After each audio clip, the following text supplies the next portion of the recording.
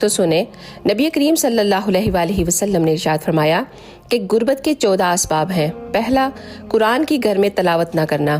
Number 2، کوئی اگر مہمان آپ کے گھر میں آ جائے تو منہ بنا لینا۔ نمبر 3، اپنی اولاد کو گالی دینا۔ نمبر 4، گھر میں سے مکڑی کے جالوں کو نہ اتارنا۔ نمبر 5، برتنوں کو گندا رہنے دینا۔ نمبر 6، گھر کو صاف نہ رکھنا۔ نمبر 7، ٹوٹے ہوئے برتنوں میں کھانا کھانا۔ نمبر 8، پانی کو ڈانپ کر نہ رکھنا۔ نمبر 9، برے خیالات سوچتے رہنا۔ نمبر 10، اندھیرے میں کھانا کھانا۔ نمبر 11، اگر کوئی سوالی آپ کے گھر پر آ جائے تو اسے خالی ہاتھ لوٹا دینا۔ نمبر 12، پاؤں کو پھیلا کر کھانا کھانا۔ نمبر 13، سورج نکلتے وقت یا غروب ہوتے وقت سوتے رہنا۔